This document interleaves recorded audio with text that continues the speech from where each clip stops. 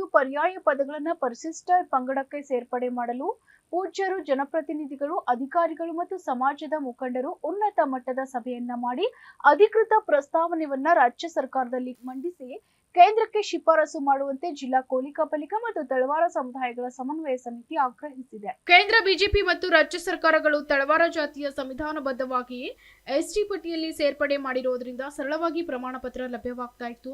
ಆದರೆ ಕೆಲವು ಪಟ್ಟಭದ್ರ ಹಿತಾಸಕ್ತಿಗಳ ಪ್ರಭಾವದಿಂದಾಗಿ ಸುಮಾರು 8-9 ತಿಂಗಳಿಂದ ಎಸ್ಟಿ ಪ್ರಮಾಣ ಪತ್ರ ಸಿಂಧುತ್ವ ನೀಡುವಲ್ಲಿ ಅಡೆತಡೆಗಳಾಗಿ ವಿದ್ಯಾರ್ಥಿನಿಯರು, ಕೃಷಿಕರು, ಉದ್ಯೋಗಸ್ಥರು, ನಿರುದ್ಯೋಗಿಗಳು ಹಲವಾರು ತೊಂದರೆಗಳಾಗಿರುವುದರಿಂದ ಸಮಾಜದ ಮುಖಂಡರು ಮತ್ತು ವಿವಿಧ ಸಂಘಟನೆಗಳು ಬೀದಿಗಿಳಿದು ಧರಣಿ ಸತ್ಯಾಗ್ರಹದಂತಹ ಹೋರಾಟಗಳಾಗಿರುತ್ತವೆ ಅಂತ ಪತ್ರಿಕಾಗೋಷ್ಠಿಯಲ್ಲಿ ತಿಳಿಸಲಾಗಿದೆ. ನಮ್ಮ ಪೂಜ್ಯರು ಇವತ್ತೆಲ್ಲ ಮಾಹಿತಿ ಅವ್ರ ಬಳಿದೆ. ತಾವು ದಯವಿಟ್ಟು ಎಲ್ಲರಿಗೂ ಕರ್ಕೊಂಡು ನೀವು ಒಂದು ಕನ್ಕ್ಲೂಡ್ ಮಾಡಿ ಒಂದು ಪ್ರಸ್ತಾವನೆ ಸರ್ಕಾರಕ್ಕೆ ಸಲ್ಲಿಸಬೇಕು.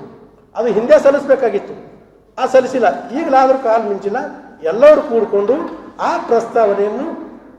ಪ್ರಸ್ತಾವನೆಯನ್ನು ಸಲ್ಲಿಸಿ ಮುಂದಿನ ದಿನಗಳಲ್ಲಿ ಯಾವುದೇ ಕಾರ್ಯಕ್ರಮ ಮಾಡಿದ್ರು ಜನ ನಾವು ಕರೆದ್ರು ಬರ್ತಾರೆ, ನೀವು ಕರೆದ್ರು ಬರ್ತಾರೆ, ಈ ರೀತಿಯಾಗಿ ಇವತ್ತಿನ ದಿವಸ ಜನರಿಗೆ ದಿಕ್ಕು ತಪ್ಪಿಸುವಂಥ ಕೆಲಸಗಳು ಆಗಬಾರ್ದು. ನಮ್ಮ ಸಾಬಣ್ಣ ತಳವರಾಗಲಿ ಇವರಾಗಲಿ, ಇವತ್ತು ಸಾಬಣ್ಣ ತಳವರ 5 ವರ್ಷ ಅವರು MLC ಆದ್ರೆ ನಾ RSS ಮಂದಿ ನನಗೆ ಸಮಾಜಕ್ಕೆ ಸಂಬಂಧ ಇಲ್ಲ ತಿಳ್ಕೊಂಡು 5 ವರ್ಷ ನಾಪತ್ತನೇ ಇದ್ರು. ಇವತ್ತು ಪೀರಿಯಡ್ ಮುಗಿಲಿಕ್ಕೆ ಬಂದ ತಿಳ್ಕೊಂಡು ಸಮಾಜ ಹೆಸರು ಕೇಳಿ ಇವತ್ತಿನ ದಿವಸ ಈ ರೀತಿಯಾಗಿ ಹೋರಾಟ ಮಾಡೋದು ಎಷ್ಟು ಸರಿ.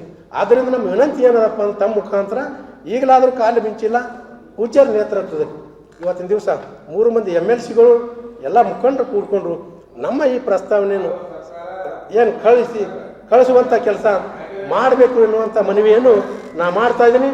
ತಾವು ಏನೇ ಪ್ರಶ್ನೆ ಕೇಳಿದ್ರು ಕೂಡ ನಾ ಅತ್ಯಂತ ತಾಳ್ಮೆಯಿಂದ ತಮ್ಮ ಪ್ರಶ್ನೆಗೆ ಉತ್ತರವನ್ನು ಕೊಡ್ತಾ ಇದ್ದೀನಿ.